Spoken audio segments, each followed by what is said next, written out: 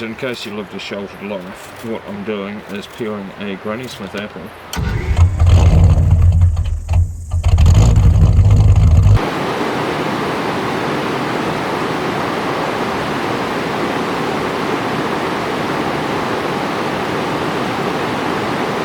So, it's dinner time and it's not dark, but I'm trying something completely different that I've not tried before, not seen anywhere before.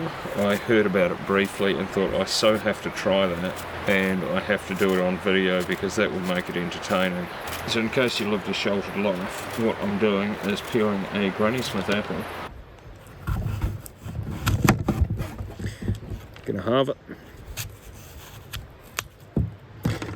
Gonna core it.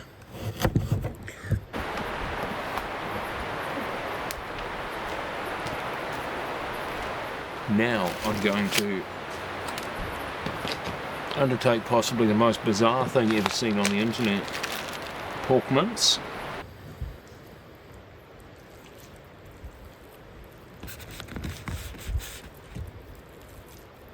So we're making a ball of pork mince around the half an apple.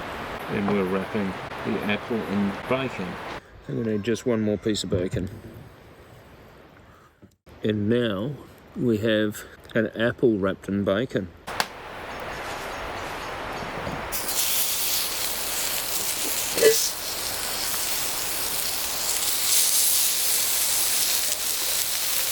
So what I understood was these would be done on skewers. Skewers aren't going to work for me, so I'm doing it on the hot plate. So we'll give that a go. Just going to have to turn them, round them completely and try and get everything nice and cooked. So we're going to try and get the bacon crispy absolutely all the way around. It's dry cured bacon, so that crisps up nicely and actually takes quite a while. And that'll hopefully get our pork mince evenly cooked and our apple also nice and cooked. These are certainly spectacular to cook.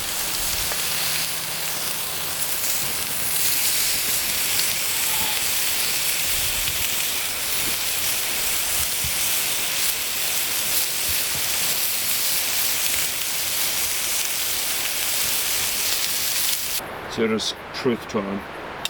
Have I been told a lie? Only one way to find out about this, and that is to cut one in half. Unfortunately, we're back to the fire. It's not quite as consistent as I would have liked. So on the flat of the apple, where the mince is a little bit thicker, as you would imagine, it hasn't cooked quite as well. So I'm going to put them all in face down. So that was 10 minutes on the heat, turning regularly, and 10 minutes resting beside the fire. So I'll put it on for a little bit longer, but that gives us a bit of an idea of where they need to be. Some studio lighting. So back with round two. And so the apple's a lot better cooked, so is the pork.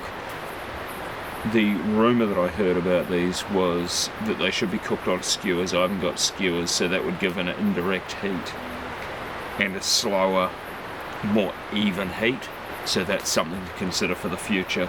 If you're doing them in halves, just be mindful of the flat side of the apple having more mince than everywhere else to try and make it a perfect ball shape, which is what I were trying to do. But now the taste test.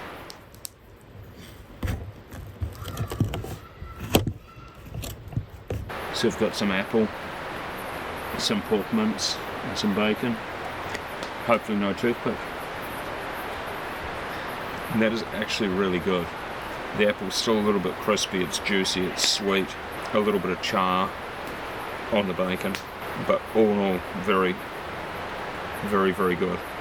I'll put some of the recipe, not there's too much of a recipe to it, but weights and times down in the bio, so if you want to give it a crack, you've got a baseline of where to start from.